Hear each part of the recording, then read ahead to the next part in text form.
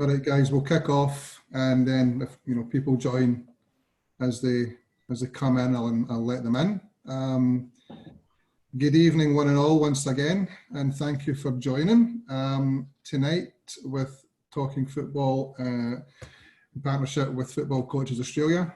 We have Mr. Simon Hill, otherwise known as the voice of football. I don't know if he likes that moniker or not, but that's the name that I was told he was given. I've never been given much choice, to be honest, Joe. It's a nice thing to have, but I didn't ask for it. Well, it's a reputation now, mate, so you've got to keep it up. We're also privileged to be joined by Glenn Warry, CEO of Football Coaches Australia, Gary Cole, member of the exec, and some very famous names in the game as well, John Kuzmina, Mark Robertson and Gavin Ray, among others.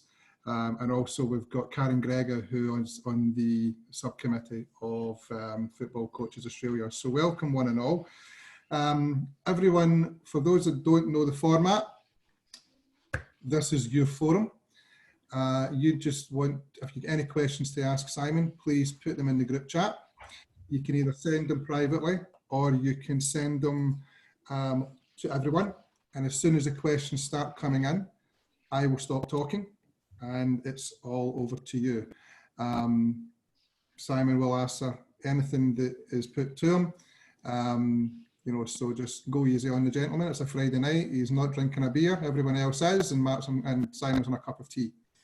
So, we'll kick off. So, as I say, Simon, thanks very much for joining me. I know you probably know a few people on here, but for those that aren't aware of you, could you just explain your journey? What took you from the UK over to the sunny shores of Australia? First of all, James, thanks very much for having me. Pleasure to see everybody here. A lot of familiar faces. The journey is a strange one, really, because I worked for the BBC for many, many years. Primarily in radio, but also a bit in TV as well. And then I went over to ITV in 2001. You might remember there was a new sort of challenge to Sky Sports at the time called the ITV Sport Channel, for which I was headhunted. And I thought, that would be my future for the next goodness knows how many years. Unfortunately, what I didn't realise, and nobody else did that worked for the channel, was that they had a terrible business plan, and within 12 months they went bankrupt, which was a bit of a shock. So I was made redundant along with many other people, and I sort of freelanced for about 6 months and actually built up quite a nice little portfolio. I was doing some shifts at Sky Sports. I had a presenting gig on British Eurosport. I was flying to Italy twice a month to do Serie A matches. Went to France to work for Canal Plus and Capital Radio in London. Lots of really interesting and really good gigs.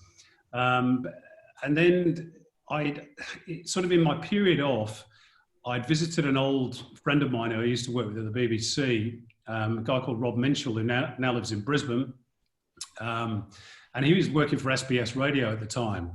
And I came over, I went to the World Cup in 2002 as a fan, and then tagged 5 days on the end to come and see him in Australia, because I'd never been to Australia prior to then. And whilst I was over here, Rob said, look, I hear they're looking for a football commentator at SBS, if you fancy it. And I said, well, I don't think they'd be interested in me. They don't know who I am. I live on the other side of the world, blah, blah, blah. Anyway, he went on about it so much that I said, look, when I get back to the UK, I'll put together a show reel and I'll send my CV in, and I thought that would be it. So I did that. And in the meantime, I actually got offered a contract by Sky Sports in the UK, and I verbally agreed that contract. And then I actually heard from Ken Shipp, who was at SBS, still is, I think, saying that they were interested. So I then had a bit of a dilemma, to be honest, because I'd got this offer of a great job at Sky Sports, which were and still are the main player in the UK. Yeah. But by the same token, I'd always fancied living abroad. I wanted to do something different. I wasn't married. I didn't have any kids. So I had no ties really in the UK. And I thought, well, if I don't take this opportunity or at least pursue it, maybe I'll regret it. So it was a very brave or stupid thing to do because I didn't actually have the job at SBS at the time. So I turned down Sky Sports and for 2 weeks sat in my lounger thinking, I've made the worst mistake of my life here. But thankfully SBS came through, they offered to sponsor me, and that was it. I moved out to Australia in January 2003, thinking that it would be, 2 or 3 years, and I'm still here. So 17 years in Australia and Sky Sports. I remember Sky Sports the very first day because I worked for Sky. 1st of September 1992, Sky Sports, and it was chaos, absolute mayhem that day. I remember it as if it was yesterday. I can imagine, yeah. But I mean, obviously your commentary is taking you all over the world. You've done World Cups, European Championships, Asian Cups, the whole kit and caboodle. But you've recently started commentating on, is it the K-League, the Korean League? Well, I did one game, yeah. Yeah, how was that? Well, it was different because I actually did it from the laptop that I'm speaking to you on now in my front room by this new technology, which is a company called Grabio, and they beam the pictures direct into your laptop, and you put on a headset and call the game off your laptop, which was obviously a very new, very different experience for me. Look, it was fun. If we were to do it again, and I haven't heard from them yet, so maybe they're not going to bother. I think we would have to try and improve the audio. That was the biggest problem, but that's a technological issue, and obviously nothing to do with me really. But I think it's increasingly going to become the way of the future. Obviously, COVID-19 has forced people and broadcasters in particular to think in lots of different ways. People are looking to save money, and this is one way of doing it. I'm not saying that I would want to do that every single game, call from my front room, because I don't think it's ideal. Yeah. But it's an option, and I think going forward, all sports, given the economic climate that is, currently being constructed in the wake of COVID-19 to nobody's benefit, really, this may well be something that becomes more of a regular feature of broadcasting. That's for sure. Yeah, I can imagine. I mean, it's something probably that they're probably testing it out to see whether or not it's going to be a long-standing thing that they can do. Yeah, and I think obviously the more times you do it, I think the technology is going to improve. As I said, when I did it for the K-League, the big issue was the audio. We had a couple of other little problems. We had a run through the day before, and I said, look, the graphics that are going to come up when I talk about graphics, what I mean is, the team lists and the captions that appear on screen. I said, they are going to be in English, aren't they? Because I don't read Korean, I'm sorry. And they said, no, they'll be in English. They were in Korean. So, I think there's a few teething problems, but they'll be ironed out over time as it's used more and more often, which I'm sure it will be. What was the quality of the football like? And how would you compare it to what you normally do in the A-League on a regular basis? Well, look, I mean, the K-League is one of the best leagues in Asia. I don't think people tend to recognise that too much, particularly here. You only have to look at their track record of success in the Champions League to know that in Asian terms, they're a very good competition. I would probably put it slightly below what I've seen in the J-League, but not by much. Obviously, it's difficult to make a judgment as well when you're calling a game that is in front of an empty stadium, because I think that changes the whole dynamic of what you're viewing. So I thought, given that the players hadn't played for 2 months and clearly weren't match fit, I thought they did okay. I thought the game was all right. It wasn't a classic by any means, and one goal settled it in the end from a 41-year-old Lee Dong-guk who can still score goals even at his age. So I hope for us all. But I thought the quality was okay. Is it the Premier League or La Liga? No, of course it's not. Same as the A-League's not. But I think in this part of the world, we tend to get a bit too hung up on comparisons with the Premier League and the big leagues of the world. We're never going to be that. We don't have to be. Our competition is Asia, and that's why we should be, judging ourselves against the K-League and the J-League, in my opinion. But we tend to pay the Asian leagues lip service, really, in my opinion, and I think that's sort of underlined by the fact that we still don't have this 3+1 rule in the A-League, which I think is quite frankly embarrassing after 15, 16 years as a part of AFC. I've seen that there's a new Twitter group called the Golden Generation that's came out with Lucas Neal and a few others that are on that. And one of the things that they're pushing now is this 3+1 rule. Do you really think that'd be advantageous to the game in this country? Yeah, I do. You look at some of the Asian players that have come across here, and looking at particularly at Koreans. Song Jin-hyung, who won the A-League with Newcastle 2008. Byeon, who scored the winner, you might remember, for Sydney from the penalty spot in the shootout 2 years later.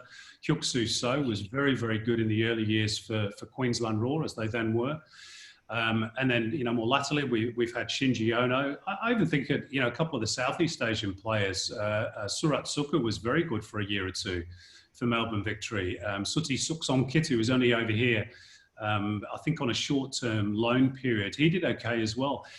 I don't know why A-League coaches don't look more at the Asian leagues, particularly Southeast Asia, because they're our closest neighbours. I do hear a lot of talk about, oh, well, they're too expensive or they don't want to come.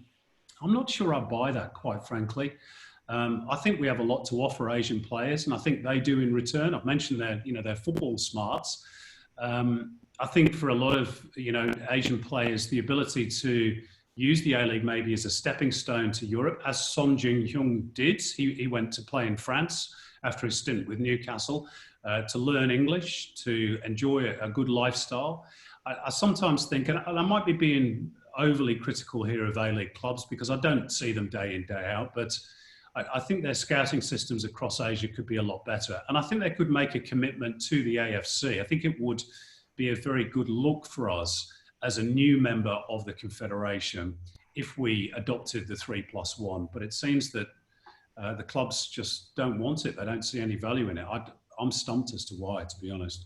I think a lot of it has got to do with, I think you touched on it, that the A-League wants to try and follow La Liga or the Premier League or the European type leagues. And I think they're maybe seeing that they don't have the so-called big names in the Asian side of thing. And on that, the quality of Australian football, do you think that the quality of Australian football would improve if we had those players from the K-League or the J-League or from Asia? Or do you think it is seen as a place to go when players from Europe in that area are just wanting to, shut down the end of their careers? They want to play for the final couple of years and get some cash. So how do you think Australian football is viewed in Asia and in Europe? Well, if you look at Asia, first of all, I mean, Keisuke Honda came here a couple of years ago. I thought he did very well. Unfortunately, I think he was sort of half expected to carry, the whole of the league on the back of his shoulders in terms of publicity. And he was never going to be able to do that on his own. If you're going to have marquees of that stature, then I think you need 4, 5, 6 of them. As we had once upon a time, we had 3 of them with Del Piero Heskey, and the third member of the trio was Shinji Ono, who was also a fantastic acquisition, I thought, for the A-League. So I don't buy that, there aren't big enough names. I heard only today that Shinji Okazaki is looking at potentially moving back to Asia once his stint in Europe comes to a close, I think within the next 12 months. Now, he will be a fantastic player for an A-League club to go and get. And I mean, don't tell me he's not a big enough name, because he's won the Premier League title with Leicester City. So yeah.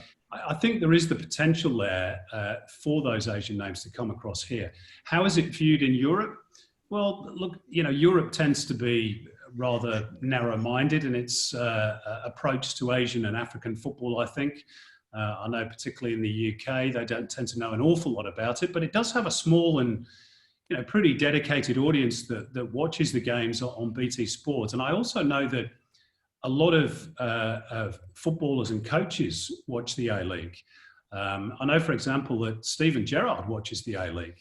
I know that because I'm friends with one of the exec producers at BT Sport, and Steven Gerrard used to be a pundit on there, and he'd regularly have conversations with Gerrard and Steve McManaman about what was going on in the A-League, and they'd point out young players that they liked. So I think we have sort of an inverted snobbery in this country about our own competition. We tend to think that it's a bit substandard and that nobody cares about it and that it's a bit crap, really. I'm not sure that's the story. In some ways, I think in parts of the world, our league is almost better respected than it is at home, which, you know, probably speaks volumes as to our problems in this country. But I think there's certainly mileage to be had in exploring those links and creating, you know, partnerships with clubs, but also, you know, getting good quality players over here to spread the message, as the likes of Heskey and Del Piero and no doubt Shinji Ono and Keisuke Honda did. So I'm just going to ask this because people are making some comments about the whole 3+1, and there's some questions here, some statements I'm going to get into to make. But I just wanted to touch on one of your points there about the quality and the caliber of players coming through, you know, in the A-League and maybe overseas as well. There's a lot of talk at the moment about the caliber of youth players and the way that youth has been perceived in this country through, you know, the NPL or the high-end A-League academies or what have you. What do you believe, and you've seen football all across the globe, the caliber of youth players and young players in this country, what do you think it is, and do you think it needs to improve, and if so, how? Well, look, first of all, James, what I will state from the outset is that I'm a journalist and a broadcaster. I'm not a coach. Nope. Not an expert in spotting talent. I have watched a lot of football across the world. I hope that I can spot a decent young talent, but I don't pretend to know how to develop that talent. I don't pretend to know what the answers are in terms of youth development. Those are for, you know, qualified football brains, the likes of which we've got a few in the virtual room here tonight. Yeah. But what I will say is that I think the assumption that young players have not been given a great opportunity, certainly in the last A-League season, is not 100% true. I actually think that the extended bench, and I made this point to Cozzy, I think, when we were talking last week with Rob Sherman on one of these calls, that there's been a lot of young players that have been given an opportunity this year in the A-League. And I think it's been refreshing, to be honest.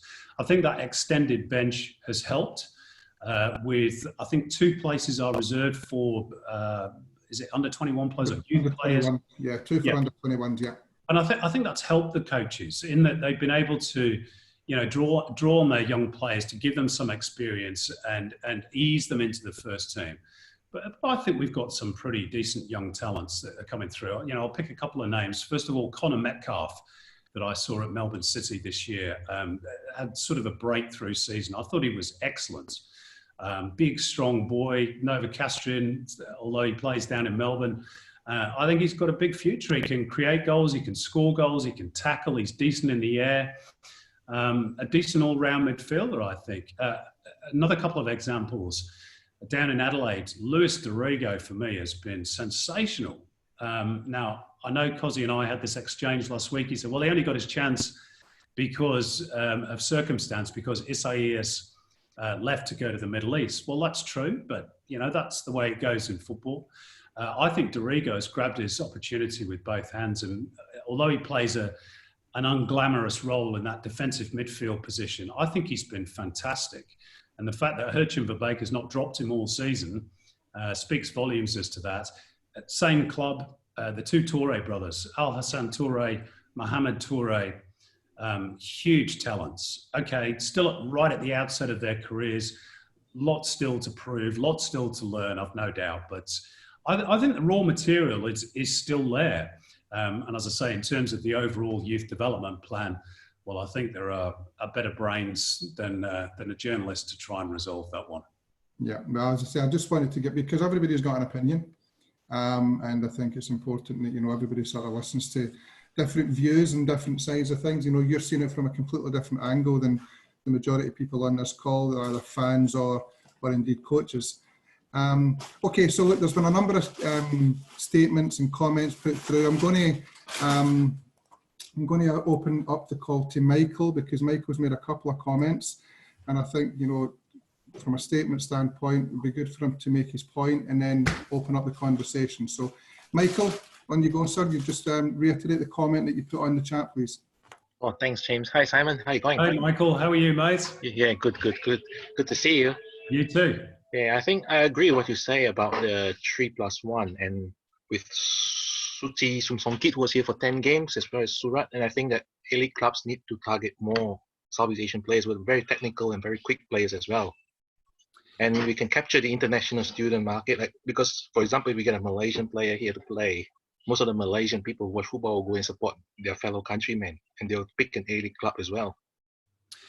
Look, I agree. And, you know, another couple of examples, I know for a fact that Lê Công Vinh, the Vietnamese striker, he was offered to A-League clubs, I think, a couple of years ago. I think he's retired now. But again, I mean, he's a massive name in Vietnamese football, probably the biggest of his generation. Even if he was maybe a little bit past his best, I think he would have probably done wonders at the box office with...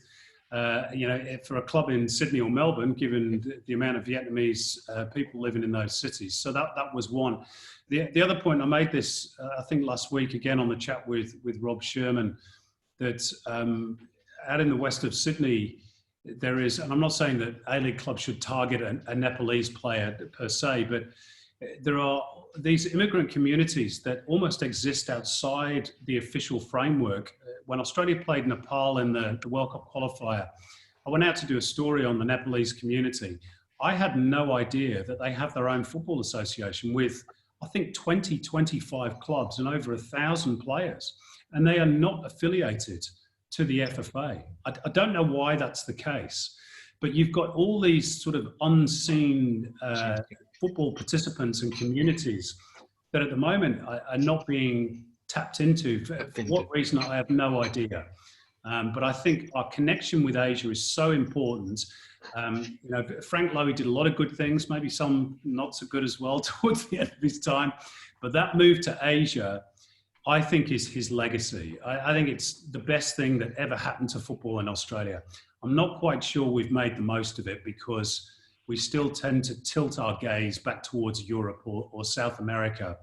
And I understand why. You know, we're an Anglo-European nation by and large, but our future economically, politically, culturally, and certainly in terms of sport is Asia. And yet, you know, we look at our connections with Asia in terms of sport, and I still see governments investing millions of dollars in taking AFL games to Shanghai.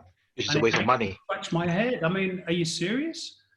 Have you seen the amount of money that China plows into football? We have a ready-made connection there with all these countries, our biggest trading partners.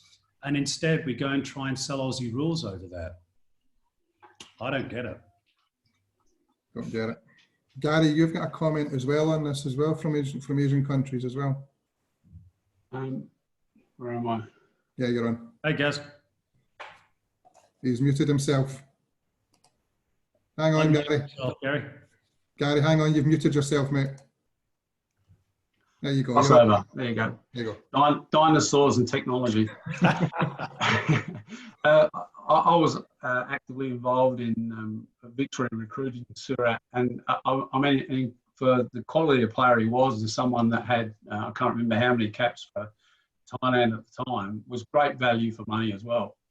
You know, and there are still, I think there are still bargains in Asia, albeit the challenge for us is the players in Japan and China and Korea are earning, because there is no salary cap, significant wages. And I think for Australian clubs, it comes back to the bias we have about being stronger than Asia. So looking at, you know, someone in Asia that you might get for a couple of $100,000, you're not going to get the top players in Asia for that sorts of money. And I don't think yet we've been prepared to make Asian players marquee players or in that top echelon of you know, where the value for Australian dollars is. Gary, can I ask you, because obviously you're involved in Victory and then later on with Sydney as well, because of the success of Surat and Suti to a certain degree as well, although it was there a shorter period of time, did Victory or Sydney look at sort of repeating that experiment? Did you go looking for other players of a similar ilk, or did you just close? Yeah, look, we did, Simon, but back then we didn't have the scouting technology that exists today. So you were very reliant on YouTube clips and agents, and then you would request whole games. And in some cases, that was very, very difficult. You know, I know that they're all coming, well, the recruiting and scouting of players has changed significantly. We always thought it was certainly a good thing to do, but unfortunately at the time we were still reactive in terms of overseas recruiting. We developed good contacts. Everyone had contacts in other countries, but there wasn't an organised scouting network where people were paid, or, you know, it was Ernie had contacts, I had contacts, and you made contacts, but you were still reliant on agents bringing players to you. And the reality is agents tend to obviously bring players where they're going to make the most money for themselves as well. So, but flip the switch now. I think it would be crazy not to align. Well, in fact, I'm making a statement. You're the gaffer here. Do you think there would be better value for the A-League in aligning the A-League season to the Asian leagues? Absolutely. I would love us to align our seasons, not only for Asia, but also because of our NPL as well. And, you know, theoretically, fingers crossed, a national second division.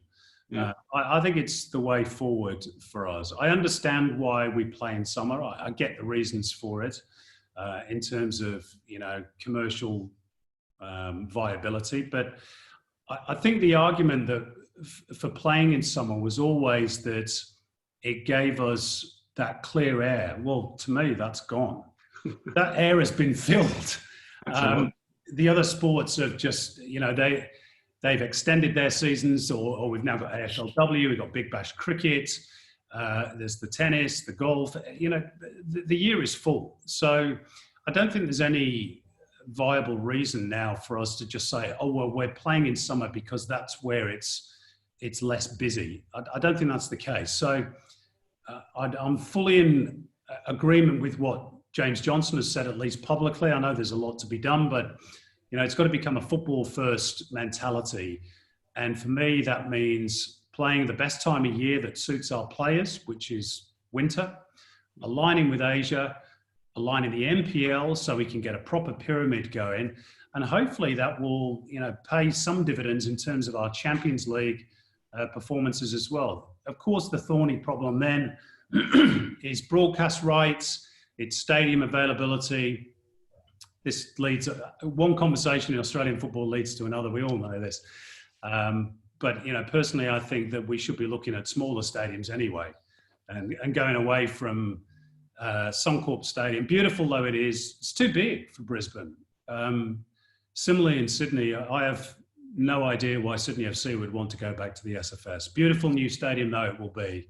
Why would you want to go back to a 50,000 seater stadium? It's too big for you. Play at a properly sized venues. It's got to be football first. What's best for the players, what's best for the fans. Those should be the two prerogatives. But unfortunately, I'm going into controversial territory here, but I think we've appeased the mainstream. Football controversy is okay. Yeah, controversy is okay on here. I mean, John Cozzy's made a comment as well. You know, about the infrastructure. John, you're off mute if you want to have a chat, mate. Thanks, James. Yeah, look, I would love to see football played in winter, but I think the game has grown that much in the last 20 years, especially since the A-League begun and since we qualified for the World Cup in Germany. It's taken off. And the numbers have virtually doubled. And I've worked at NPL level in Adelaide and up here in Brisbane as well. And it's hard enough to get enough space for your kids to play in winter. You put an A-League season in there as well. There's just not, we don't have the infrastructure. There's Redlands, Redcliffe Stadium up here in Brisbane, for example, where the Roar have played a few games, and it's been great. It's been really good. Sydney have been at down at St George's Ground, whatever it's called. But the thing is, there's not enough of those stadiums, and you bring the A-League in, and you compete against the NPL for support as well, because the clubs are going to want to go and support their own clubs. We have a problem just with competition with teams players not going to support the A-League. NPL kids don't go and watch a lot of the A-League. I've seen it up here. It's so they play at their NPL club and they go off and do other stuff. It's a different world we live in now. So I think, you know, we could stay in summer, maybe shift. One thing I've been talking about for years is shifting the NPL, the top half of the competition, the 18s, 20s and seconds to play in summer. So there's follow through, and you can have NPL curtain raisers. Look, it's a good point, Cozzy. And, you know, whether it's summer or winter, I just think it'd be better to have our whole sport aligned. I mean, the positive of where we are at the moment is that at least we have year-round football, I guess. But I'd like to... Sorry, Cozzy, go on. That's a big point. Yeah, no, it's true. But I'd like to see our seasons aligned. Personally, I think winter is the natural time to play the game. It's a winter sport. I think, you know, when we have games kicking off at 4 o'clock in midsummer, it's clearly too hot for the players and they can't give their best. And it's tough for the spectators as well, particularly some of the venues you mentioned. You know, let's pick out one example. Hindmarsh Stadium, which for me is the best A-League stadium in the country because it's purpose-built for football. But on 3 sides of the ground, there's no cover. So you either get sunburnt or drowned in a flood of rain. So again, that moves on to the next point about we need more investment in our infrastructure. I mean, these are all arguments that have about 1 million follow-on points. So far as you're saying spectators for A-League clubs, I agree that we haven't generated big enough numbers. And I think that's because, again, we've focused on the wrong things. I think, you know, we talk a lot in this country about, oh, well, the league isn't good enough. It's not, the standard isn't good enough. Therefore, the fans won't come. They don't play an attractive brand of football. Therefore, the fans won't come. It's too hot. It's too cold. It's too late. It's too early. There's always 1 million excuses.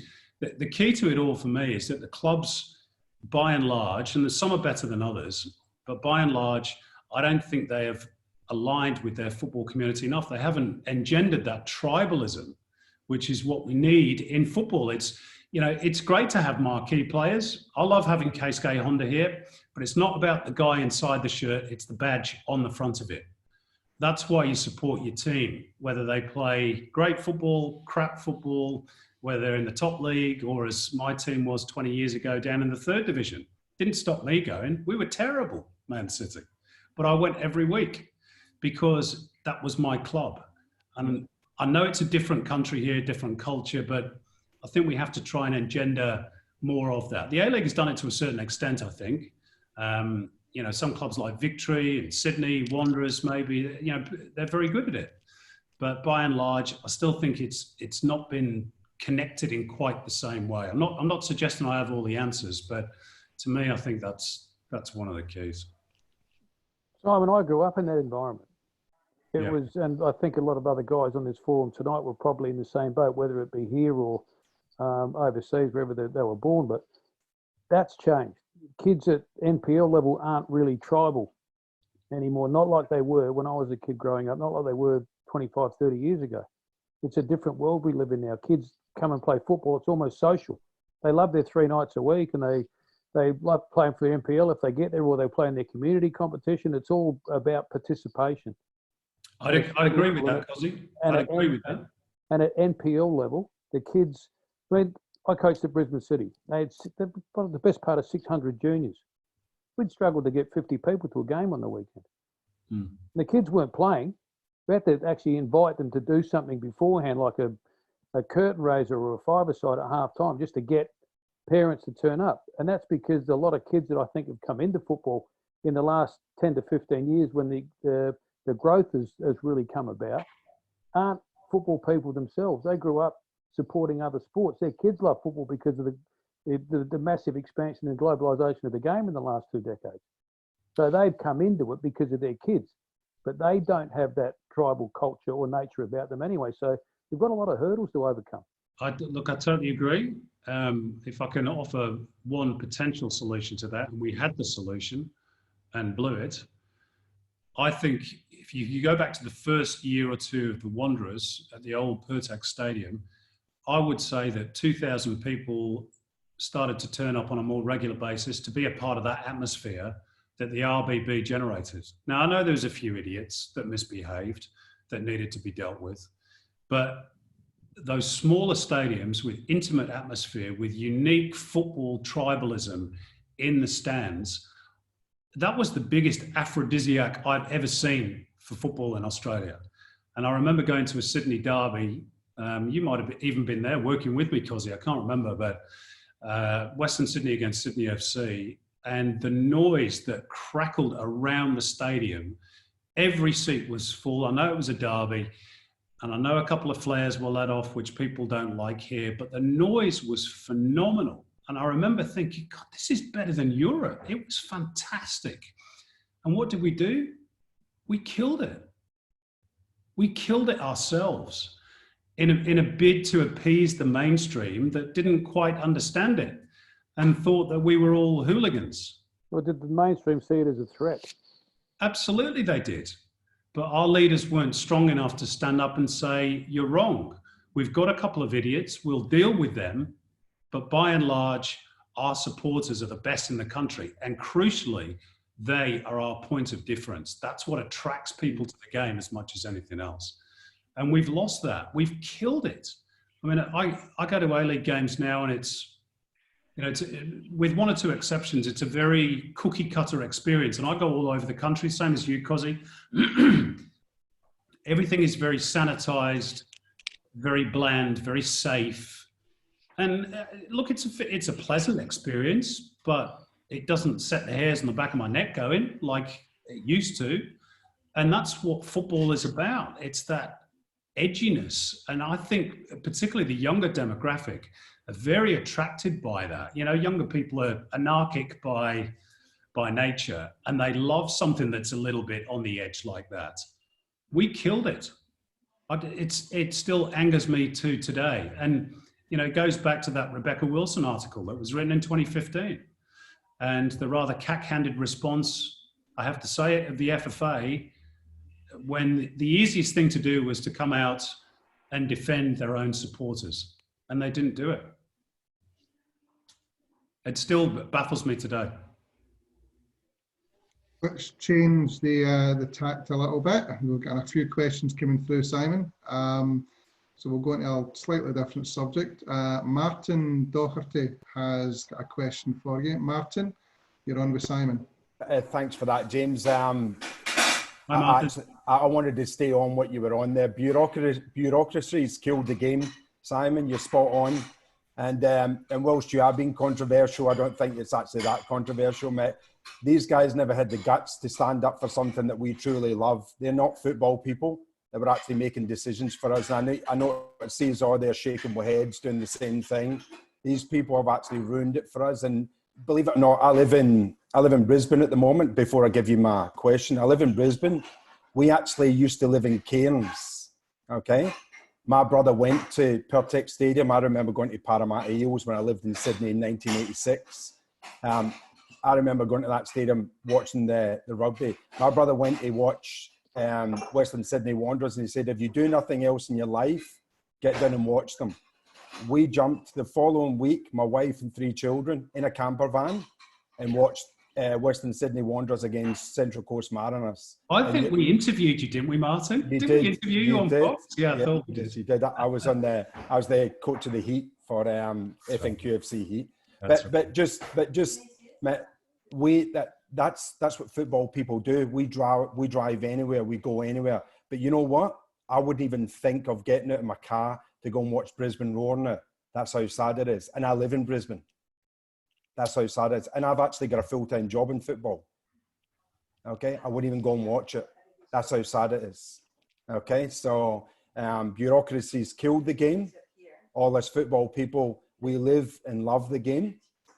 But the people that are actually making decisions for us were non-football people, which breaks our heart. And it's great to see James Johnson in. It was great to listen to Rob Sherman last week. I thought he was honest, open and true. But it just makes us feel really, really bad because we're all football tragics, a lot of us. That being the case, sorry, James, I've just diverted I digressed a little bit. By the way, mate, knock yourself out. You mentioned, Simon, you've been around the game for a long, long time. I think you're probably the best commentator in Australia by a country mile. And I'm not peeing in your pocket when I say that, by the way. But the sounds of it, you've gained a lot of football knowledge. Have you ever considered doing your coaching badges and moving into coaching? Oh, dear. I remember Miron Bleiberg once said to me, although I'm not sure he was probably the best qualified to say it. But anyway, Miron Bleiberg said to me, Simon, you know, in his accent, Simon, as a coach, you are a brilliant commentator. So, look, I did actually do my youth coaching license many, many years ago under Jim Selby, the Days of Soccer Australia. Yes. As part of a feature for SBS. So I haven't got that, although I'm probably expired by now. But no, look, you know, journalism is my game. I think hopefully the best contribution I can make to the game is by trying to steer the debate when I'm able to. It's sometimes a tough thing because I tend to say what I think, and people don't seem to like strong opinions about football in Australia. I don't know why. It seems to make people very uncomfortable. Well, tough. That's the way I am. I'm 52. I'm not going to change. Yeah. So I think that's my best role, really. I don't pretend to be an expert in coaching. I wasn't a player. So I do what I do to the best of my ability because this is my department. So I think I'll stick with it. But thank you. No problem. I'm not offering your job, by the way. I was just actually asking the question. I just if I can follow on from that, because you obviously see how coaches act and react on the benches. Is there a difference between an Australian coach and a European coach when you're watching the games from atop? Look, I don't think so. I think it's you know, it depends on the character of the coach. I don't think nationality or where you are in the world has something to do with it. You know, you see there are coaches that are normally quite calm on the sidelines. There are others like Cozzy who got a little bit wound up from time to time. I think it all depends on the personality of the coach. I think what has changed is probably, and again, sorry to keep bringing Cozzy into it, but Cozzy and I have had this discussion. You know, the generational change of players means that the coaches have to manage their players in a much different way these days. I'm not sure, you know, Cozzy is the same coach today that he was maybe 10, 15 years ago where he was fire and brimstone. Maybe that doesn't work with today's players. I don't know. So I think it's more about the coach's personality and probably how the different generation of players that we have today that leads to the different behaviours. That would be my take on it. They don't like that. Love it. Great work. Thank you. Thanks, Martin. Just on, and we're talking about coaching, my esteemed friend Karen Gregor has got a question for you, Simon. Hello, Karen. Hello, Simon. First off, you must be doing something right if a Scotsman was giving you all that praise. Hey, I've got a wee bit of Scottish blood in me, going back a few generations, so I'm all right. That's your saving grace. That you've just hit it on the head there. And very impressed with your ability to rattle off those Asian names, by the way. Well, if I can't do it, Karen, who can? I know, very impressive. You must be a football commentator. Look, I just wanted to sort of take it sort of more to your side of things. You know, you've said you're not a football coach, but, you know, I just wondered if you've done some coaching in respect to football commentating and to journalism, because obviously you have the ability to coach or mentor, you know, future Simon Hills. And I just wondered if you've had any opportunities, whether it's been through, you know, tertiary institutions to perhaps, you know, mentor or coach future commentators. Not commentators per se, although I have sort of offered a bit of advice when it's been requested from, particularly there's a young kid called Ben Homer, who you might have heard doing some A-League games. He's based up in Newcastle. Very promising young kid, knows the game, talks well, eloquent. I think he's got a big future in him. So he's occasionally called me and, you know, asked my advice on one or two things. Same with Teo Pellizzeri. So I'm always happy to help commentators, but I think commentary is such a sort of a solitary pursuit. It's almost like you have to, it's like being a coach, I would imagine. You have to sort of develop your own style. In terms of the media in general, I've done a fair bit of mentoring and the odd bit of lecturing at the Australian College of Physical Education, where I'm still a student, actually. I'm doing a graduate diploma in sports management at the moment. And the International College of Management in Sydney. I've done a couple of lectures there. And I also mentor a couple of younger journalists from time to time, if they ask for it. I think it's better that, you know, people request it rather than you phone people up and say, I think you did this wrong, or, you know, maybe you should try this way. It's a very competitive environment, and you can quite easily rub people up the wrong way to do that. So, but I'm always happy to help. If people ask, then yes. But in terms of, mentoring commentators, not on a regular basis. It's a rather odd profession. Very niche is my profession, and I think you tend to sort of develop in your own way, strangely enough. No, it just seems to be that I know when I was growing up 1,000 years ago, you know, I would be ballsy enough to phone people up and go, like, I want to work in football. You know, what can you do to help me? But it's just interesting in some of these talks I've been listening to lately, when young people, I know this is where I feel like I'm getting very old, you know, don't think that they need to ask. They seem to think some of them that they kind of know a little bit of it themselves. And this ability or the need to kind of like put your hand up and go, hey, can you help me, isn't there in the same respect. Look, I mean, there can be an element of that. Maybe that's a product of, you know, the modern generation where we all sit on phones and laptops rather than actually speak face to face.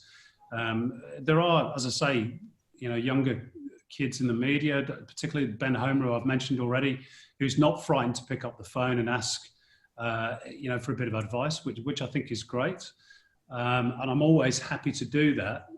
But yeah, it's funny, you know, I'm not laying it all at the feet of the modern generation, because people of my generation are just as guilty of this as well. But I think that there's almost people who have a public profile, particularly in the media, there's almost a sort of a bit of a sneering attitude of many towards people who have that role as a value. You don't know what you're talking about anyway. You're hopeless. And yet, you know, they've never actually done the job. So there's probably a little bit of, you know, lack of knowledge there from some people. But yeah, it's an interesting question, that one. I hadn't thought about that before. It has happened on an ad hoc basis, but nothing really structured. Maybe that's my next career, Karen. You can help me set it up. Hey, look, I was lucky enough as a 19-year-old to phone up Jackie Charlton when he was in town with Middlesbrough, and say, I've got an assignment due for my degree, and I'm studying interviewing techniques. Can I interview you? And ended up meeting him at the Greyhounds, a Greyhound meeting in Brisbane. And he looked at me and he went, oh my God, I thought you were going to be a little girl. A big girl. It's always the women who have the bigger kahunas than the man, isn't it, to go after and ask the big questions. Look, the good thing was I had the most amazing interview with Jackie Charlton. Asked him questions that I had, you know, long wanted to ask about World Cups and all sorts of things. And pleased to say I got honours for my interview. Brilliant stuff. Everybody else was interviewing their uncles and aunties, and I went, oh, I'm just going to interview Jackie Charlton from Middlesbrough. Why not? Good for you, Karen. That's why you are where you are. Anyway, thanks, Simon. But it's good to know that you were involved with ACPE, because that's hopefully the students access you and make the most of someone like you being there. I've done a fair bit, to be fair, with ACPE. Yeah, they've been very good. Yeah, very good. Thank you. Thank you. Honoured to have Mel Patsfield on the call. Obviously, former Adelaide United chairman. Mel, over to you, sir. Those were the days. Those were the days. For those who don't know much about me, I was a director for 4 or 5 years and then became the chairman, and at the time also tasked with, in the transition, when Nick Bianco stepped back as the owner, to find new owners. Since then, I just wanted to comment on what Martin said. I was probably one of the biggest A-League fans running around. And tried to do everything in the best interest of the club. But I haven't been to a game now for 5 years. I wouldn't probably, basically, I've lost really all interest in the A-League. I'm still involved in soccer. I was running a youth tournament in Thailand. I've been sending through my travel agency kids to overseas tournaments in places like Dubai. It's a Spanish soccer school tournament run by Michel Salgado, and has features some of the top teams from around the world. I was also on the board of the Adelaide 36ers for a year or so, and I've been on the board since of 2 NPL clubs. But there's such an ingrained disappointment now with what's happened with the whole league. I only ever attended because I was only a chairman for a fairly short period of time, but I remember attending 2 or 3 chairman's meetings, and in one of them, and that was a meeting which included, the likes of Tony Sage and Clive Palmer and Jeff Lord. We were given the blueprint for the growth of the A-League at the time. And that was around 2009, 2010. And basically the plan was that it was very simple. By 2012, we'd have 12 teams. By 2014, we'd have 14 teams. By 2016, we'd have 16 teams. And then they were starting to look at potentially by then also having a second division. Look where we are. No offense, let's say, to, for example, Newcastle, just the way the whole league scheduled. But there've been seasons when we've had, let's say, an opening game at Adelaide against Newcastle Jets, and then 6 weeks later, we've got a home game against them as well. Again, it just doesn't make any sense. So, and in my role, I was fortunate enough to attend quite a few conferences. I guess I was sort of a international director of international relations, and was able to attend a few conferences at the time. There was one which was always ran parallel to the AFC conference at the end of the year in Kuala Lumpur, and it was called I think from memory, the Internationale Fußball Arena, and it was run by a guy called Marcel Schmidt, and they had the likes of Sepp Blatter, but also people like there's a guy called Don Garber who was the MLS CEO and still is, and I've now followed over the years what's happened to the MLS. In fact, I've got a printout here in front of me. Apart from that, I used to attend things like SoccerX conferences, and I still get the regular updates there. I've got a printout, which is the MLS commercial guide of every franchise in the US. When we started the A-League, the MLS had 11 or 12 clubs. I think it was 11 in 2005. They've got 26 clubs now. And they'll have 28 by the end of next year and 30 by the following year. Now, going back to what Martin was alluding to, we've been told by non-football people all along, you're not good enough, you're not big enough. Even in the time when I was trying to find new owners for the club, and we had a meeting, we had actually foreign owners or potential foreign owners. We'd spoken to Red Bull, who were interested at the time. We've spoken to an investment fund, a Dubai-based investment fund, which wanted to pour at the time like $15–20 million into the club, which in those days was unheard of. And Ben Buckley came back to said, yeah, look, not really interested, looking more for South Australian-based owners, which is fair enough. But I just feel, if you look back, we've wasted 10 years.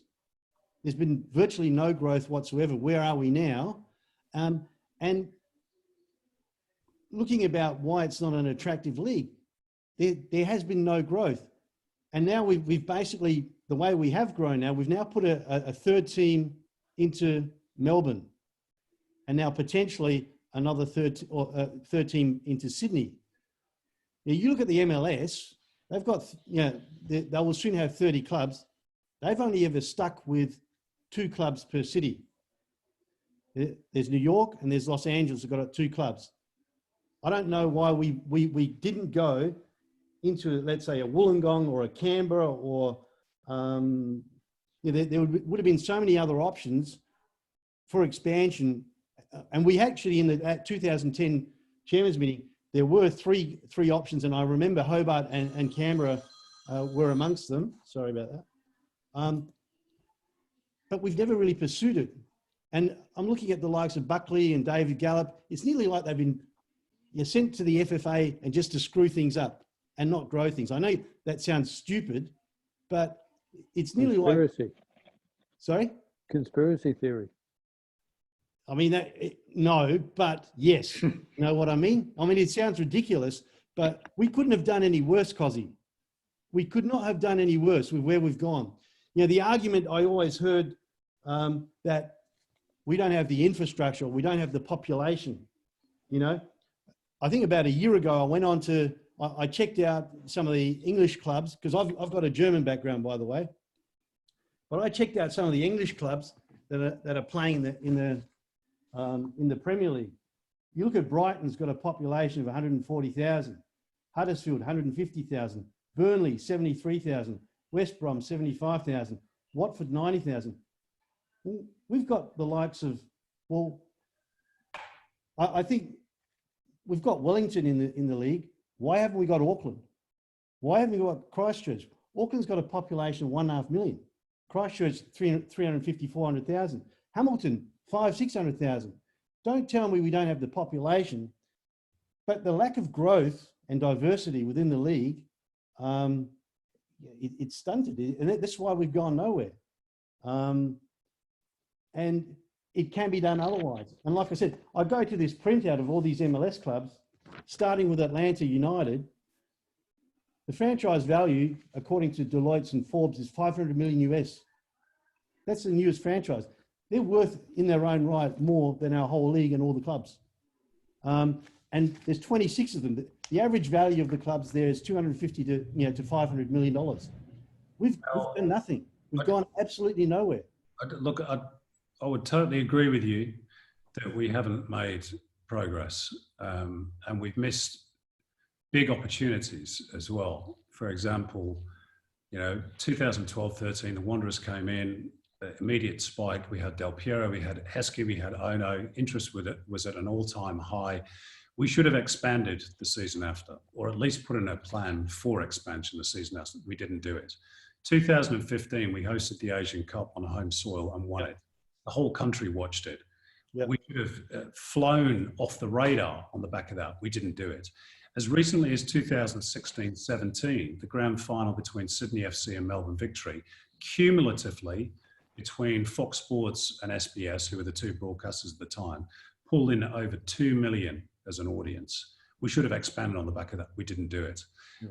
And yet, we were told in 2017, when there was big talk of expansion at the time, Greg O'Rourke actually came into our offices at Fox and said, stop talking about expansion. We can't do it. We can't afford it. There's no money. It's not going to happen. We all went, oh, right, okay.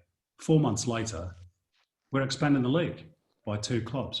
So there has never been a sustainable plan outside of the rather woolly whole of football plan that was revealed in 2015, which was a very nice glossy brochure, but didn't really contain an awful lot of substance. I think if you look at all those countries you spoke about, particularly the MLS, and there are differences obviously because they're a much bigger country, they've got more money, they've got bigger cities, bigger populations. You extrapolate the figures though, Simon. Yeah, I know, but it's not exactly the same. But what I'm agreeing with you in general, that I think we have suffered because there has been an inherent short-termism about the FFA and the clubs, it must be said as well. Particularly, even in the last 12, 18 months, we had this 3-year governance row, which has killed the game, let's be honest. That's not helped at all either. And the clubs finally won what they wanted, essentially.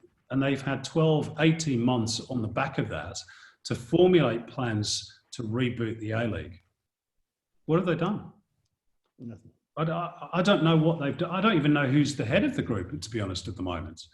And we're in a position probably worse than ever at this current stage. And it's really, really frustrating because we all know that the potential is there. And I think you're right that, yes, there were people that were in charge or in positions of power that were not necessarily football people by instinct.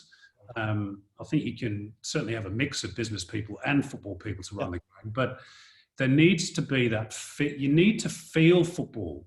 If you've never been a football fan, how do you know what football fans are thinking? And that's why I go back to this thing in 2015 when Rebecca Wilson wrote this article. The response by FFA, for me, it was a free hit. it was so easy. All he had to do was stand up and defend his fans and go, "We got the best fans in the country. Oh, by the way, we got a couple of idiots. We'll sort them out. But by and large, we got the best." It was the biggest PR free kick ever, and he whacked it into his own net. Yeah, it's extraordinary. Now, I'm hopeful that James Johnson will change things for the better, and he is a football man, but he can't do it on his own. All parts of the pie have to work together. I think Rob Sherman said last week, James, that in his experience, too many elements of this sport in Australia operate in silos, as independent of each other. That really struck home to me because I thought, yeah, that's right. Everybody's like that. They've got the blinkers on, looking at their own particular problem or their own particular solution, and very few can see the bigger picture. And as a result, we have no overall strategic plan. Japan, Ian Scott might be able to tell me more on this. Japan has a 100-year plan. I think they're about 10, 15 years into that. And they're already reaping the rewards of it. Their women's team are world champions. Their men's team competes well at World Cups. Their J-League is up to 3 divisions. 53, is it? 54 professional? 4 divisions now, yeah. 4 divisions. Yeah. I was about to mention the J-League as well, Simon. But just on that, and I was going to ask you this question earlier about the whole, and you probably may not know the figures, but from what I'm hearing around, or from what other people have said, and I think when I was listening in last week, it came up as well. How at risk is the contract with Foxtel now? Well, look, the honest answer is I don't know. I honestly do not know. I know that obviously the COVID thing has hit broadcasters pretty hard. From what I'm led to believe, they're looking to give all sports a bit of a haircut financially. That's basically all I know. I know that the clubs say that they want to restart the league. The FFA certainly do. Don't know if you've read the piece in I think it's the Sydney Morning, the Daily Telegraph from Tom Smithies today, saying that the players might have to take 80% pay cuts to resume and finish the season. I'm not sure that's particularly viable, whether the PFA will go for that or accept it. So there are big problems to solve. And even if we get this season finished, the bigger question is the longer term future. Is it going to stay with Fox? If so, for how much money? If not, is there another broadcast partner willing to take it on? If so, how much are they willing to pay for it? And can we fill the gap? Because it's likely to be lower. So there's an awful lot of tricky questions. And I think this is why we're not seeing too much of a plan being released either by the FFO or the clubs at this present moment, because until that TV deal is resolved one way or the other, the game is in limbo. And it's got to be sorted soon. Has to be. Yeah, but if you owned a TV or a media company, you're looking at a league that's in shambles and it hasn't grown, rather than basically giving them a perspective and saying, okay, this is what we're going to do. We're going to add another 2 clubs then, and we're going to have another 2 clubs then, and then we're looking at the second division. If I was Foxtel right now, I'd shut the door. I'd be saying... Well, I think what you'll probably find is that, as part of the discussions that are probably going on behind closed doors between the FFA clubs and Fox, is a few demands by Fox saying, look, if we're going to continue and you're going to justify us continuing, then we've got to see some improvement on these KPIs. I work for Fox. I don't blame them in many ways. They invested $57 million a year in a product that at the moment has declining crowds and pretty ordinary ratings. We've got to improve that as a game, and that's incumbent upon the game's leaders. I'm not just talking about FFA, because the FFA tend to cop it in the neck, left, right, and centre from everybody. The onus really now is on the clubs. They want this independent A-League. What are you going to do to turn this around? And we've heard very little from them, unfortunately. Yeah. So we've got a couple more questions here as well. I'm really conscious of time, guys. We've got a question from Mark and then a question from Gary. So I'm just going to unmute Mark Trenter, who's got a question. Mark, just bear with me a second, sir. I'll get you unmuted and you can ask a question to Simon. There you go, you're on. G'day, Simon.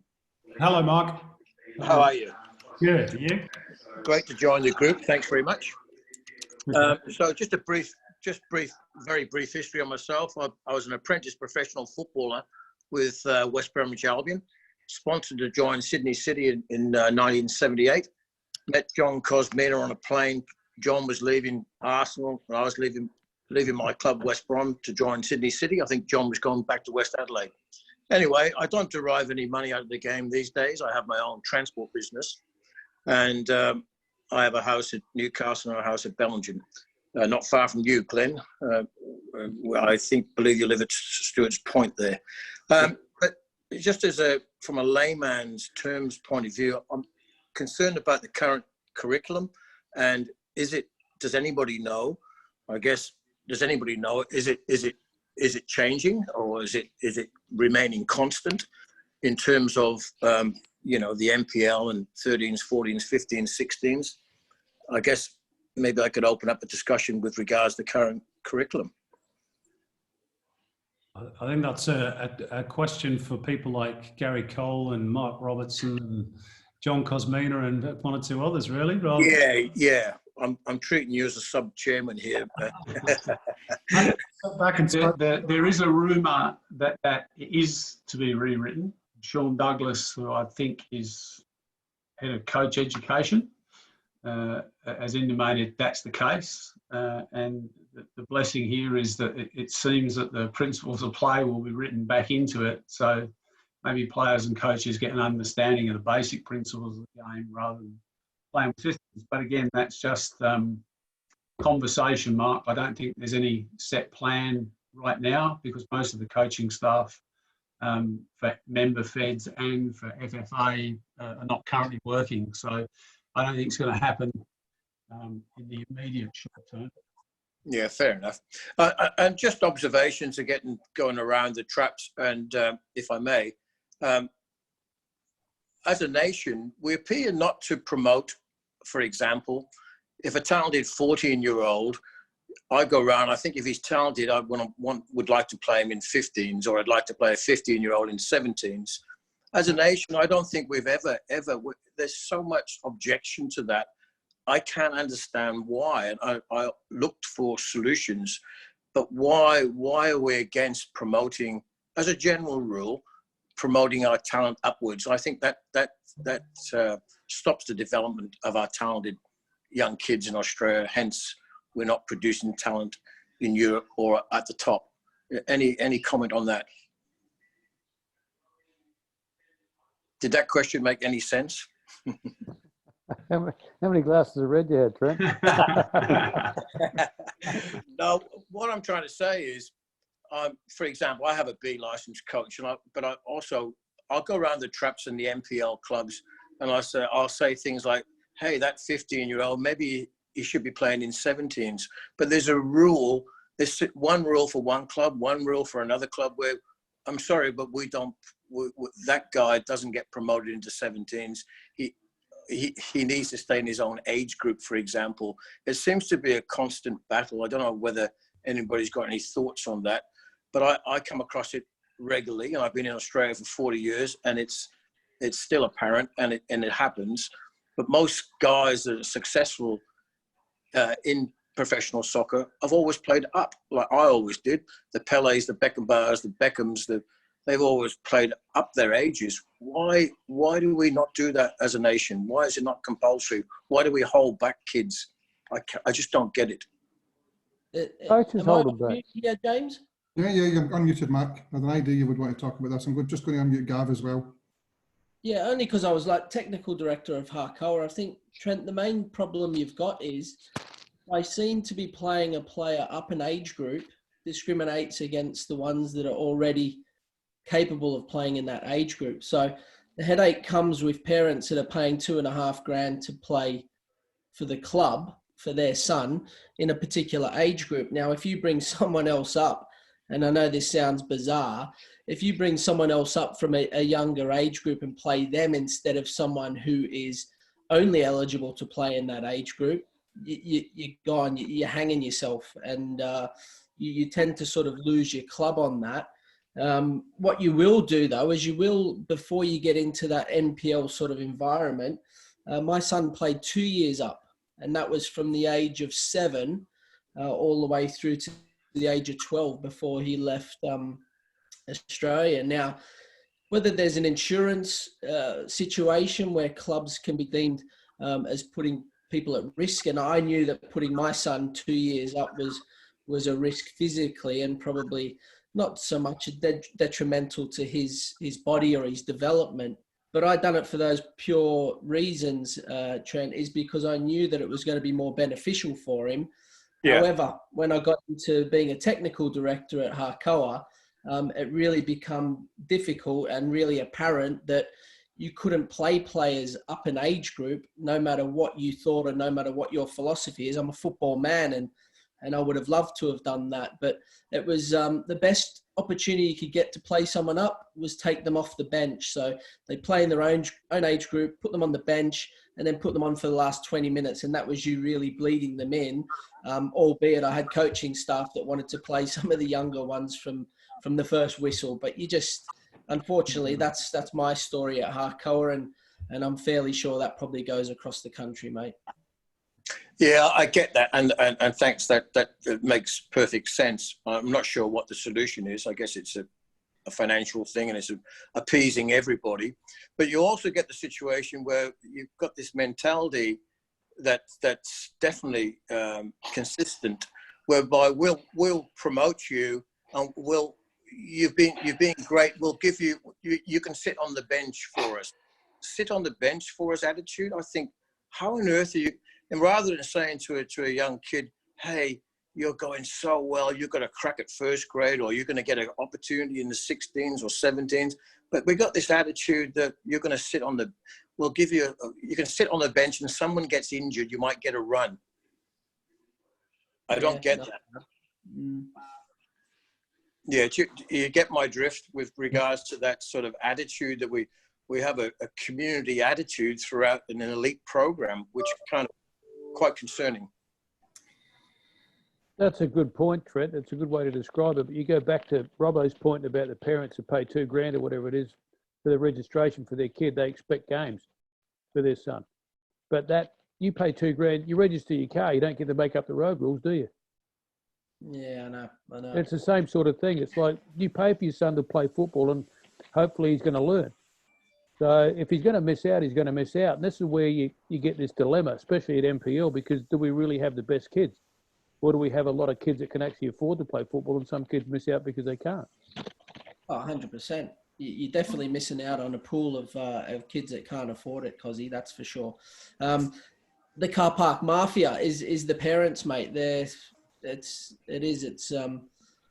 hard to control it, and sometimes they can destroy a football club. And I've seen it at the likes of a Sydney Olympic and so forth. So again, you're coming back to politics playing a part in the growth of Australian football, unfortunately. And I was just saying before how sad it is. And Simon, not to sort of push you aside here, mate, but for your calling on the games, you are the best in the country at it, mate. And if ever there was an opportunity for you to either sit on a board or even get an opportunity to have your say, I think it would be very beneficial for people that sit at the top to get you involved and listen to not just your passion, but your understanding of the game and how best to manage people, I think, mate, and pretty much tell it as it is. And you're the only commentator I follow, mate, in lots of different ways when I sit here in England and watch the A-League.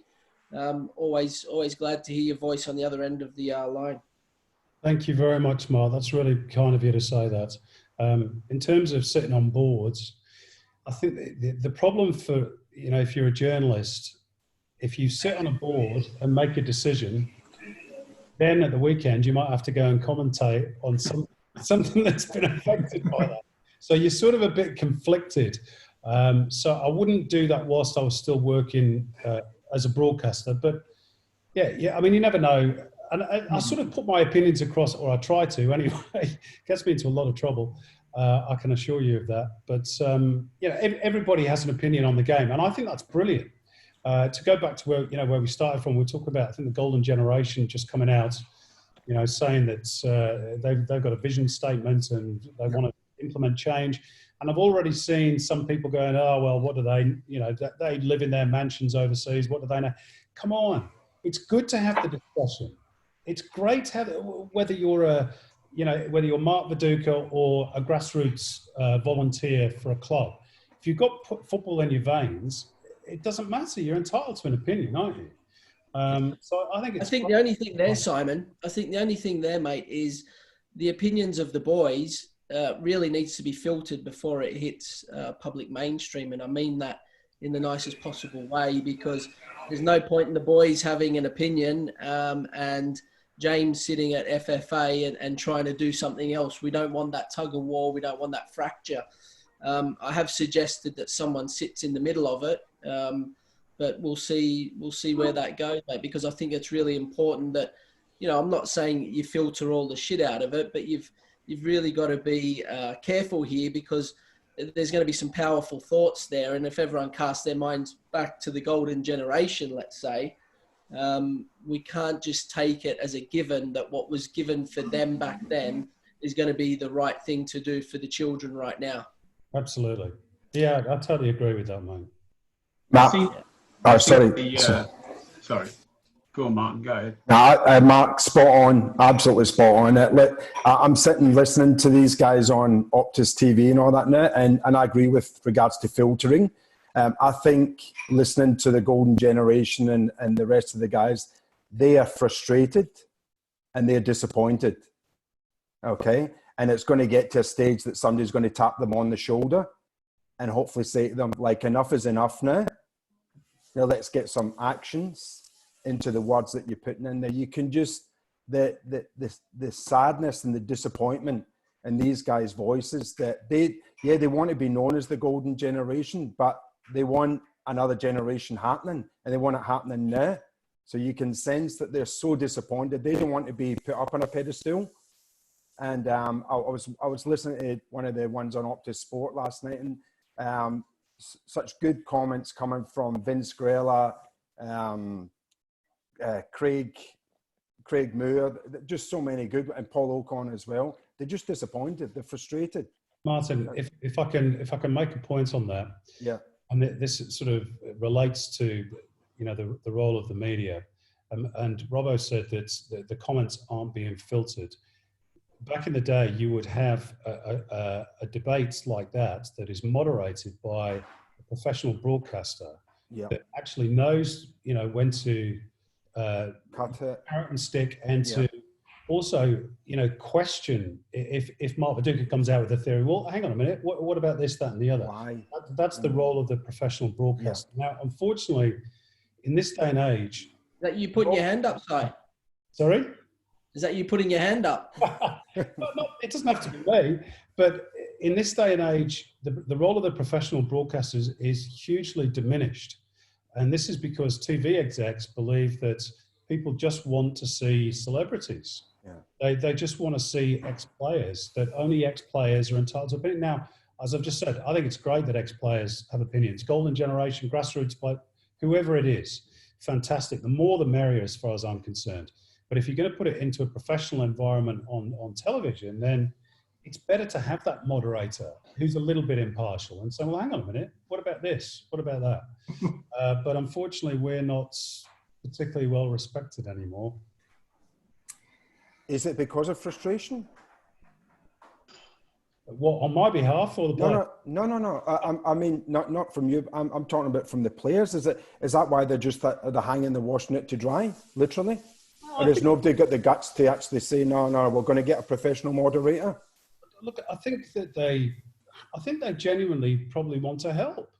A lot of them, they don't need to. I mean, does Mark Viduka need to be involved in Australian football? Really? He's probably earned enough money during his playing career not to bother. Yeah, they've got nothing to lose, Simon. So, I mean, it's easy when you got nothing to lose. Absolutely. To sort of have a say. I think that maybe unbeknownst to me until I saw Remo Nogarato's tweet today, the starting 11 had their first meeting last night. Might have been nice to broadcast some of that, would have been good for us all.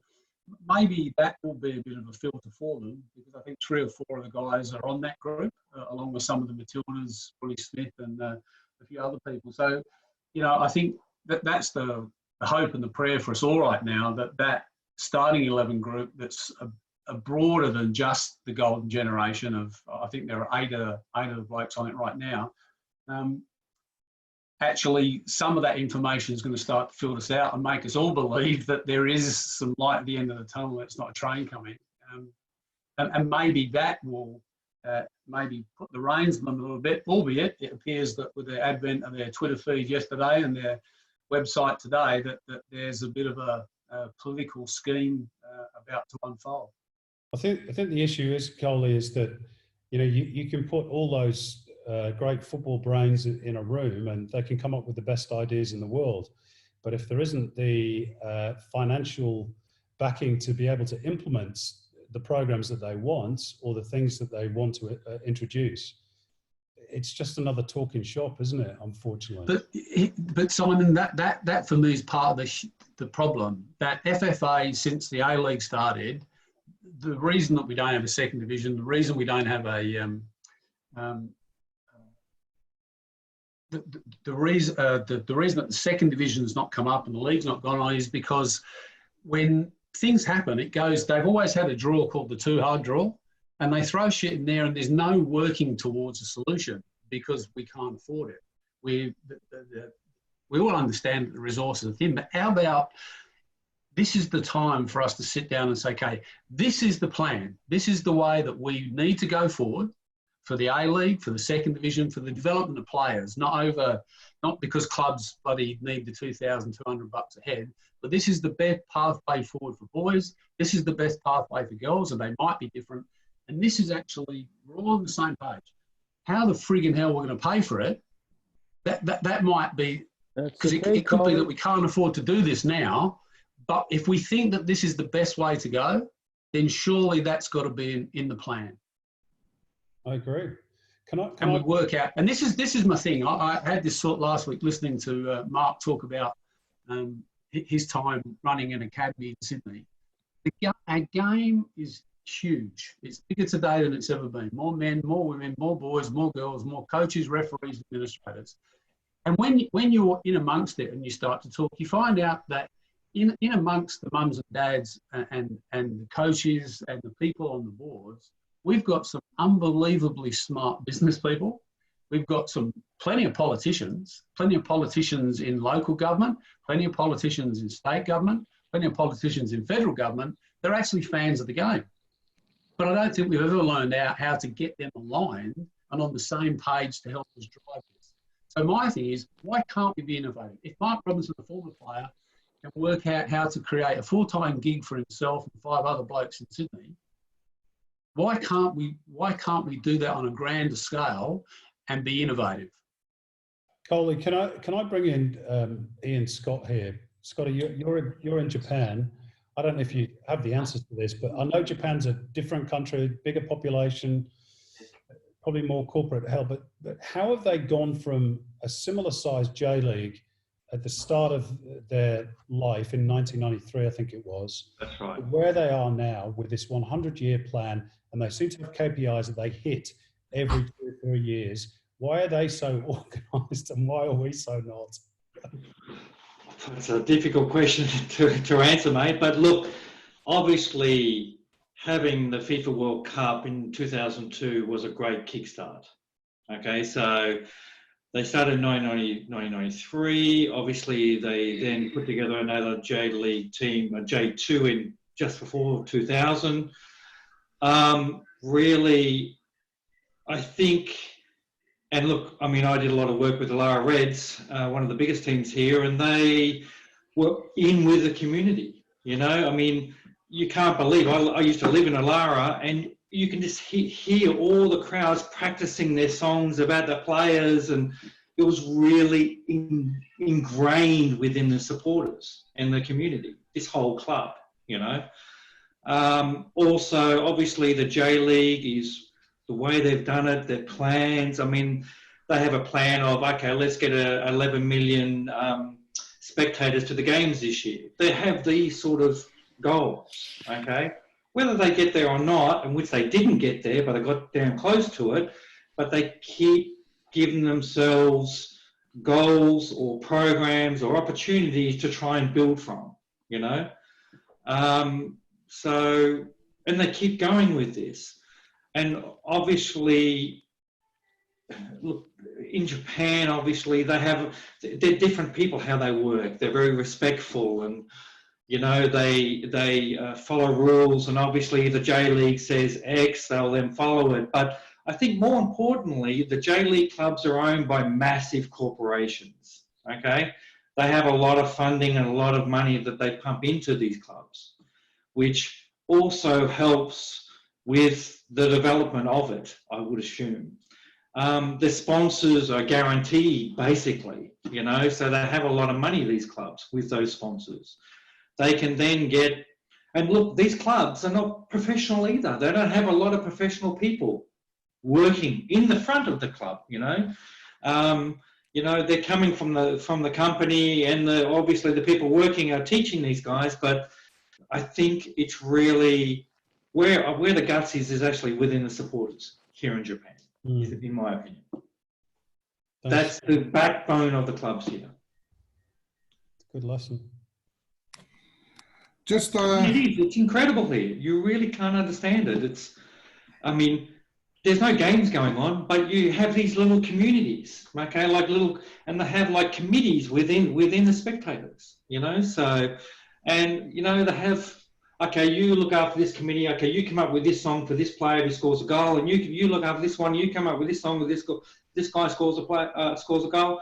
This is how they do it, and they work all together. So when they get to the game, it's all in unison. I don't know if you meet for a game at Alara Reds, but it's like from one side to the other, they're just singing like this. It's absolutely incredible. Great stadium in Saitama as well. Yeah, it is. Final question for the evening, everyone. We're really running over, but you know, it's been a fantastic debate. I'm going to hand it over to my gaffer, Gavin Ray. It's quite an apt question because I think it's one that a lot of people wanted to ask. So, when you go, Gav. Well, thanks, buddy. Hello, Simon. Hi. How are you, mate? I'm good, buddy. Thanks for giving your time up. Normally with these discussions, I just sit back and sort of listen. Especially tonight, you know, I think you get every Friday when I come on to these debates, there's just so much problems with Australian football. It's just like, where do we start? You know, it's quite disheartening at times. You know, I'm obviously not from here, and obviously seen it from the outside. Sort of, and it's there's so much stuff we need to fix, but hopefully, you know, we can get there. My question is a lot more light-hearted. It's more about your career, Simon, and more about probably your most favourite game. What's been the best game you felt you've commentated on, you've looked back on and just thought that was the best game I've ever been involved in? Well, before I answer that, Gavin, I'm pretty sure I called you in one of your games. Yeah, wow. Indeed. Is that right? Possibly. FFA Cup. Against Motherwell at Fir Park. Yeah, wow. A few years ago. And it was during the days of, I'm trying to remember whether you played in it, but certainly it was around the time of Claudio Canizio playing. Yeah. I'd have been playing, yeah. Yeah, I think you played, and I think you won 2-0. And another Argentine scored. I can't remember his name, but anyway. In terms of favourite games, oh geez, there's so many for sort of so many different reasons. Certainly the Australia-Japan game at the World Cup in 2006. That was a fantastic thing to be a part of on the day, and you know, in the intervening years since, because obviously you get reminded about that game a lot. That's a real privilege to have been involved in. But there's a lot of games sort of earlier on in my career that were very special for different reasons. And one of the odd things about moving from one country to another is that people don't seem to remember I actually had a career in the UK as well. So, you know, I did the European Championship final between Germany and Czech Republic in 1996, which was fantastic. Yeah, nice. I did the African Cup of Nations in 1998, including a semi-final between Burkina Faso and the Democratic Republic of Congo, which was probably the hardest game I've ever called in my life. Just because of the names and the fact that the Burkina Faso team all dyed their hair yellow in unison with each other, and they wore green shirts with red numbers. So it was utterly impossible to tell one from the other from a distance. And on the back of that, we all got tear gassed on the way out because the home fans rioted. It was just an incredible experience. But I think I'll probably go for a game, two games I'll go for. One is the FA Cup final in 1996. The two teams I probably dislike most of all, Manchester United and Liverpool. But, you'll know yourself, Gavin, as a kid growing up in the UK, the cup final was very special. And I think it was here in Australia as well, for many years. So to go to the old Wembley and be able to call an FA Cup final for the BBC at Wembley Stadium between Manchester United and Liverpool, and Eric Cantona scored the winner, and I remember it, all in that game, that goal as well. So that was very, very special. And there's one other game that I did. My first Man City game. You'll know I'm a Man City supporter. To be in the press box at Man City calling my own team was both a very emotional experience, but also very strange, because I always felt and I still feel now that my place at City it's not in a press box or a commentary booth, it's in the stands. It's on the park.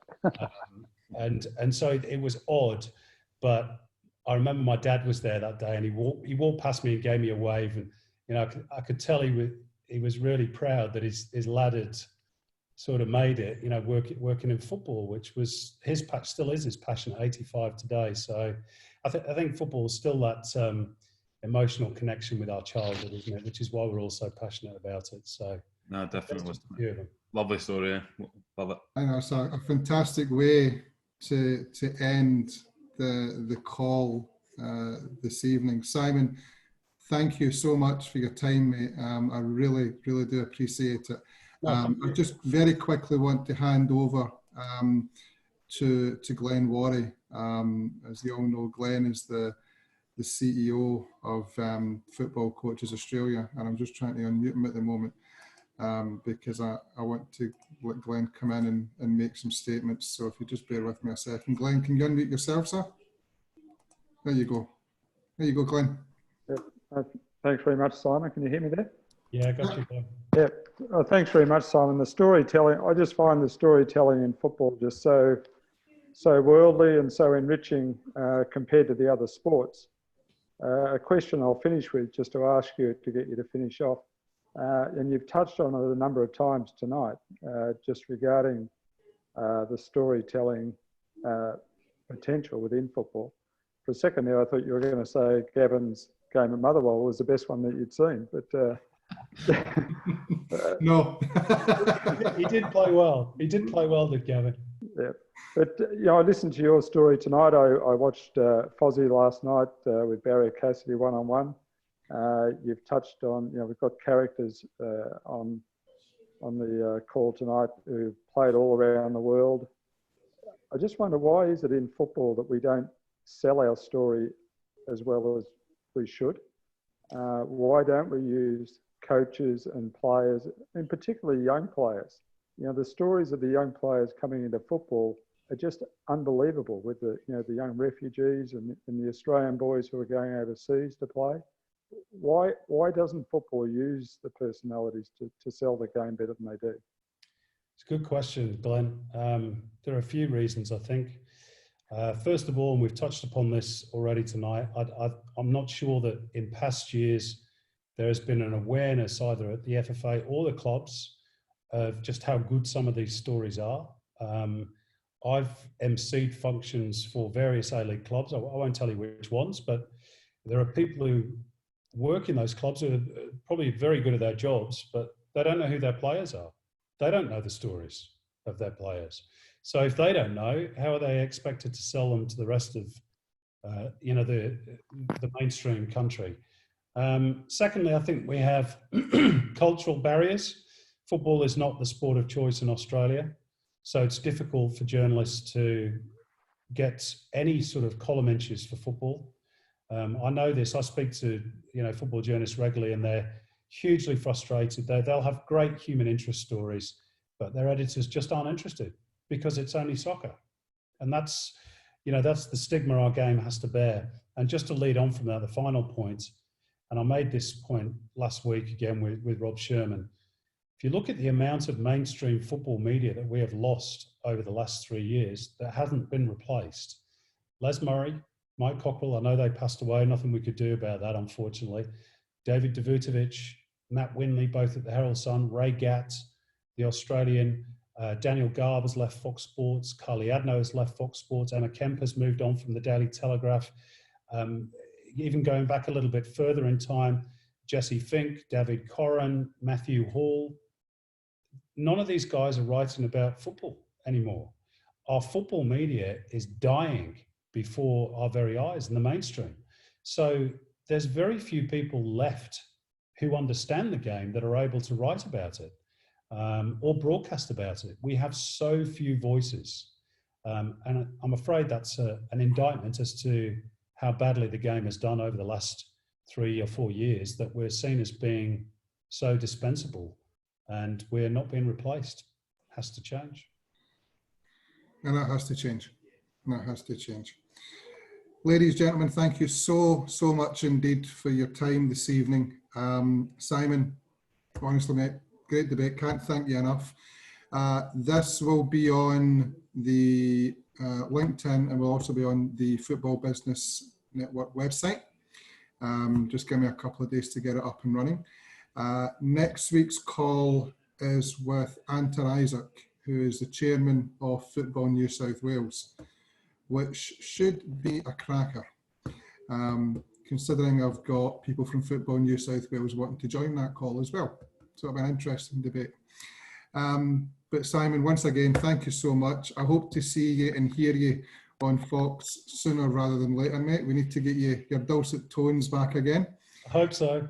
And I'll reach out and, thanks very much, everyone. And we'll see you again next week. Take care. Thanks, guys. Thanks again. Bye-bye. All the best.